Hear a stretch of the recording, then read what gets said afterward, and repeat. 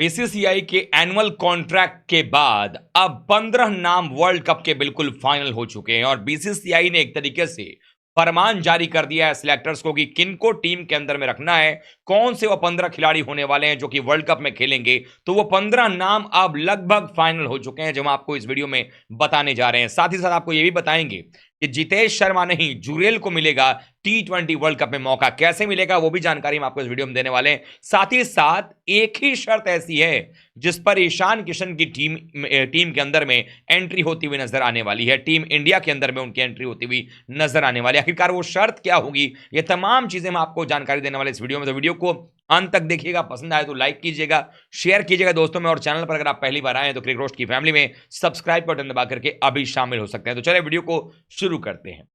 दरअसल बुधवार की शाम को जिस तरीके से सारी चीजें चल रही थी, सब कुछ अपने समय पर अपने हिसाब से चल रहा था, लेकिन तभी अचानक से बीसीसीआई ने अपने सेंट्रल कॉन्ट्रैक्ट का जो है खुलासा किया, अपने कॉन्ट्रैक्टेड प्लेयर्स का नाम जारी किया। कुल मिलाकर के 30 प्लेयर्स को अलग अलग कैटेगरी में अलग अलग ग्रेडिंग सिस्टम के हिसाब से रखा, जिसमें A+ था, ग्रेड A था, B था और ग्रेड C था। लेकिन इसमें दो ऐसे नाम थे जो आपको नजर ही नहीं आए, और वो दो नाम थे श्रेयस अय्यर और ईशान किशन। कुछ लोग कह रहे हैं कि ये डिसिप्लिनरी एक्शन था, क्योंकि अय्यर और ईशान दोनों ही रणजी ट्रॉफी मैचेस नहीं खेलना चाह रहे थे। हालांकि सच्चाई सिर्फ इस बात की नहीं है, मेंटल हेल्थ क्या था ईशान का किसी को नहीं पता है। अय्यर की जहां तक बात है, अय्यर ने वर्ल्ड कप में बेहतरीन परफॉर्मेंस किया था बतौर नंबर 4 बल्लेबाज।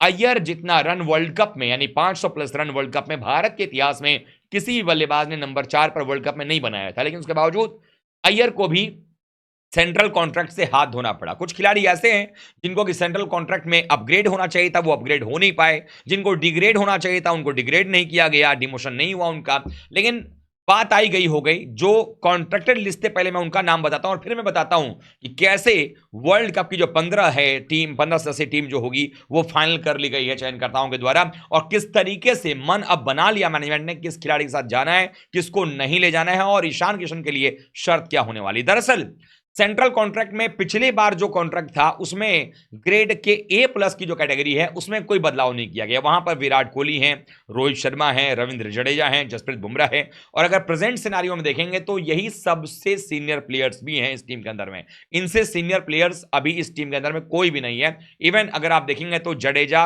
विराट एक साथ आए टीम के अंदर में, रोहित शर्मा एक ही एरा में आए, 7-8 के आसपास में भारतीय टीम में आते हुए नजर आए।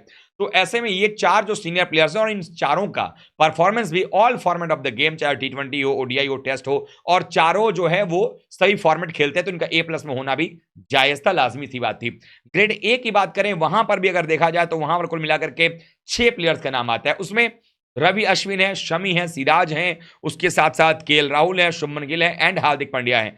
पांड्या यहां पर क्यों है इसके बारे में पता नहीं, क्योंकि वो टेस्ट मैचेस खेलते नहीं है, T20 कई महीनों से खेले नहीं है, ODI खेलते हैं, उसमें वर्ल्ड कप में 4 मैच के बाद चोटिलों के बाहर हो जाते हैं, रणजी ट्रॉफी मैचेस वो खेलते नहीं है। कुछ लोग कहेंगे कि रणजी ट्रॉफी मैच तो टेस्ट के लिए होता है, तो अगर टेस्ट के लिए होता है तो जो ये नियम है बीसीसीआई ने जो बनाया है कि जो रणजी ट्रॉफी नहीं खेलेगा उसको IPL नहीं खेलने दिया जाएगा, तो क्या बिना रणजी ट्रॉफी खेले हुए टीम इंडिया में सिलेक्शन हो सकता है? ये आप लोग खुद सोचिए जरा। तो यहां पर ये आ गया। ग्रेड B में बात करें, सूर्य कुमार यादव, ऋषभ पंत, कुलदीप यादव, अक्षर पटेल एंड यशस्वी जायसवाल। जायसवाल तो चलिए B में आ गए, उनका कॉन्ट्रैक्ट लिस्ट एक तरीके से आया है यहाँ पे। अक्षर पटेल भी सही हैं, लेकिन कुलदीप यादव जो तीनों फॉर्मेट में सेम अमाउंट ऑफ मैचेस खेल रहे हैं, टीम को जिता रहे हैं, क्या वो B से A में जाना हक नहीं रखते थे? क्या पंड्या B में आना नहीं चाहिए उनको? ये चीजें नहीं हुई हैं। ग्रेड C में एंट्री हो गई है वहां पर रजत पाटीदार की, क्योंकि उन्होंने 3 टेस्ट मैचेस खेल लिए हैं। बाकी तिलक वर्मा हो गए, रिंकू सिंह हो गए, गायकवाड़, ये सारे प्लेयर्स जो है आपके, रवि बिश्नोई, शिवम दुबे, ये वो प्लेयर जो T20 वर्ल्ड कप में अपनी दावेदारी फिक्स कर रहे हैं, इनको भी यहां पर मौका मिलता हुआ नजर आया है। लेकिन अब grade C, A, B, C और A+ की अगर बात कर लें, इन सब के बाद अब सवाल ये उठ रहा है कि आखिरकार क्या है स्ट्रेटजी टीम की। अब वर्ल्ड कप के 15 नाम कैसे फाइनल हो गए हैं, मैं अब आपको वो बता रहा हूं जो कि हमारे पास जानकारी है। उसके मुताबिक टीम मैनेजमेंट क्या सोच रही है, सिलेक्टर्स क्या सोच रहे हैं, बीसीसीआई क्या सोच रही है। 15 नाम मैं जो आपको बताने जा रहा हूं, ये 15 नाम ध्यान से सुनिएगा, और जो बताऊंगा वो चीज हो करके रहेगा, ये बात भी आप लिख लीजिएगा। ये मैं ऐसे ही बताने नहीं जा रहा हूं, हवा में ये बात नहीं करने जा रहा हूं, ये जो बता रहा हूं वो बिल्कुल उस तरीके से होने वाली है। पहले मैं 15 नाम बताता हूं, कौन किसको रिप्लेस करेगा, कैसे जुरेल जो हैं वो जगह बनाते नजर आ सकते हैं और किसकी जगह पर, वो बताता हूं। सबसे पहले तो रोहित शर्मा, जायसवाल, ये दोनों खेलेंगे। उसके बाद आपकी पिछली जो सीरीज थी, आपको अगर याद हो, उसमें जायसवाल बेंच पर बैठे थे और विराट कोहली के ना होने पर गिल टीम के अंदर में थे और गिल ने ही ओपनिंग भी किया था। लेकिन इस बार गिल पर शायद गाज गिर सकती है और गिल को T20 में चूंकि 15 खिलाड़ी लेकर के जाने हैं, आपके पास ऑप्शन ज्यादा नहीं होते हैं एक्स्ट्रा में ले जाने के लिए, तो हो सकता है गिल की जगह आप जायसवाल को प्रीफर करोगे, जैसे जायसवाल ने परफॉर्मेंस किया है और खास करके जिस प्रकार के T20 के प्लेयर वो हैं, आईपीएल में परफॉर्मेंस भी काउंट किया जाएगा, लेकिन वो एक रेडी टू गो मैन है। और ऐसे में रोहित जायसवाल, मेरे लिहाज में जो 15 आ रहे हैं वो ये हैं, रोहित जायसवाल ओपनिंग करेंगे, उसके बाद विराट कोहली आपके पास में होंगे। जो सवाल उठ रहे हैं कि विराट नहीं जाएंगे, ऐसा बिल्कुल नहीं होने वाला है। विराट कोहली को कोई बाहर नहीं कर रहा है, वो वर्ल्ड कप खेलने जा रहा है और बिना विराट के आप वेस्टइंडीज में जाकर वर्ल्ड कप नहीं जीत सकते हैं, ये बात भी सच है। हार्दिक पांड्या फिट रहेंगे तो बिल्कुल खेलेंगे, टीम के साथ में होंगे। रिंकू सिंह होंगे, शिवम दुबे, जिनका कि आपको याद होगा क्या कमाल का परफॉर्मेंस था अफगानिस्तान के खिलाफ में सीरीज में, बॉल से भी बैट से भी, तो वो भी वहां पर हैं। 7वें नंबर पर जितेश शर्मा का नाम, जितेश शर्मा को आप सबने देखा कॉन्ट्रैक्ट में भी आ गए हैं वो, तो कॉन्ट्रैक्ट में अगर हैं।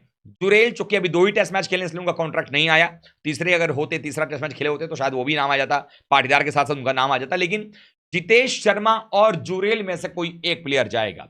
मैनेजमेंट की अगर माने तो जितेश शर्मा पर उन्होंने पहले दांव खेला हुआ है, कॉन्ट्रैक्ट में भी वही है, लेकिन जुरेल का जो परफॉर्मेंस टेस्ट में आया है, जिस तरीके से उन्होंने राजकोट टेस्ट मैच की पारी के बाद यहां पर आकर के रांची में जो पारी खेली, पहले पारी में 90 रन इंग्लैंड के खिलाफ, दूसरी पारी में 39 नाबाद बनाया उन्होंने, उससे राहुल द्रविड़ जो खबर आ रही है बहुत प्रभावित हैं जुरेल से। और जुरेल की जो खेल की जो शैली है वो T20 की है, T20 में कमाल खेलते हैं, टेस्ट में भी उन्होंने अपना रंग दिखाया है, लेकिन T20 के भी स्पेशलिस्ट माने जाते हैं और राजस्थान रॉयल्स के लिए बड़े धाकड़ बल्लेबाजी भी करते हैं। और ऐसे में इस बार राजस्थान रॉयल्स की इस बल्लेबाज पर भी ध्यान देना जरूरी होगा और मैनेजमेंट खास ध्यान रख रही है, सिलेक्टर्स खास ध्यान रखेंगे कि अगर जुरेल का सीजन अच्छा जाता है और जितेश का नहीं गया तो जितेश की जगह J4 जुरेल आ जाएंगे टीम के अंदर में। उसके बाद 8वें नंबर पर 2 खिलाड़ियों के बीच में लड़ाई है, वो हैं, आपने देखा होगा T20 में शामिल नहीं किया जाता, जब T20 होता था तो सैमसन को ओडीआई खिलाया जाता था, जब ओडीआई खेलते होता था वर्ल्ड कप तो सैमसन T20 खेल रहे थे, लेकिन रोहित की कप्तानी में सैमसन को मौका दिया गया था अफगानिस्तान सीरीज में। और सैमसन के पास जो अनुभव है, जिस तरीके से वो लेकर के आते हैं, स्पिन अच्छा खेलते हैं, पेस अच्छा खेलते हैं,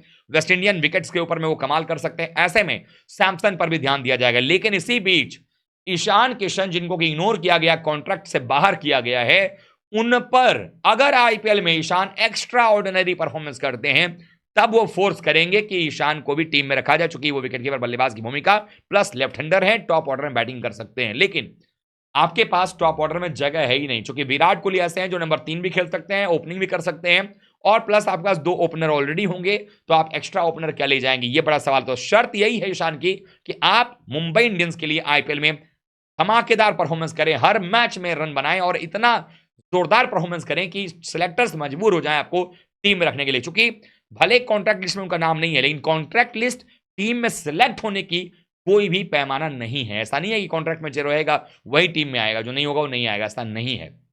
तो सैमसन या ईशान। 9 नंबर पर जडेजा और अक्षर पटेल में से चॉइस करना पड़ेगा टीम को, क्योंकि अक्षर पटेल अगर बताऊं आपको तो वो पिछले सीरीज में थे अफगानिस्तान के खिलाफ, जो हमने लास्ट T20 सीरीज खेली है, लेकिन उस समय जडेजा नहीं थे, चोटिल थे, तो जडेजा आएंगे तो शायद उनको लाया जाएगा। कुलदीप यादव आपके पास होंगे और बिश्नोई आपके पास होंगे, एक राइट आर्म लेग स्पिनर, एक लेफ्ट आर्म लेग स्पिनर, एक लेफ्ट आर्म ऑर्थोडॉक्स होगा। तो ये जरूरी इसलिए है क्योंकि कुलदीप यादव आपके फॉर्म में चल रहे हैं, लगातार फॉर्मेट खेल रहे हैं, रोहित का भरोसा उनको है, बैकिंग उनको है रोहित का। और अगर बिश्नोई को देखेंगे, बिश्नोई की भी गेंदबाजी कमाल की रही है, परफॉर्मेंस अच्छा रहा है, तो वो होंगे। उसके बाद आ जाते हैं हम गेंदबाजी के बाद में, तेज गेंदबाजी। 4 तेज गेंदबाज भारत लेकर के जाएगा, उसमें बुमराह, सिराज होंगे, शमी नहीं है, तो ऐसे में अर्शदीप सिंह भारतीय टीम के लिए तुरुप का इक्का हो सकते हैं, तो अर्शदीप सिंह का परफॉर्मेंस बड़ा कमाल रहा है, अर्शदीप भी जाएंगे। और 15वें नंबर पर है मुकेश या आवेश में से कोई एक ही जाएगा इस बार। टिकट किसका लगने वाला है, किसका वीजा बनेगा, ये तो अब बात की बात है, लेकिन मुकेश या आवेश में से कोई एक जाएगा। अब एक सवाल यहां पर रह गया है, तिलक वर्मा कहां जाएंगे। पिछले सीरीज में तिलक वर्मा थे, लेकिन परफॉर्मेंस उस तरीके का निकल करके नहीं आया है, कुछ खिलाड़ी शायद उनसे रेस में आगे निकल गए हैं, तो ये भी एक देखने वाली बात है कि क्या टीम सोच रही है। लेकिन ये 15 जो है लगभग मैनेजमेंट फाइनल कर चुका है, खास करके बीसीसीआई के कॉन्ट्रैक्ट आने के बाद सिलेक्टर्स को साफ साफ तौर पर जानकारी दे दी गई है। अब सिर्फ एक ही 2 चयन जो है वो आईपीएल के परफॉर्मेंस पे बेसिस पर होगा, बाकी टीम बिल्कुल अलग चलने वाली है। आप क्या सोचते हैं, क्या आपको लगता है इसमें कोई और जगह बना पाएगा या कौन बाहर जाएगा, कमेंट करके बताइएगा। आपको वीडियो कैसी लगी वो भी बताइएगा, वीडियो पसंद आई है तो लाइक जरूर कीजिएगा, शेयर कीजिएगा दोस्तों में, और चैनल पर अगर आप पहली बार आए हैं तो क्रिक रोस्ट की फैमिली में सब्सक्राइब का बटन दबा करके अभी शामिल हो जाएगी, क्योंकि यहां पर आपको मिलेगा मैच के दौरान pre match, mid inning, post match show के साथ साथ रोजाना सुबह रिसर्च बेस्ड कंटेंट। मिलते हैं किसी और वीडियो के साथ, तब तक के लिए आप सभी का बहुत धन्यवाद। थैंक यू सो मच दोस्तों।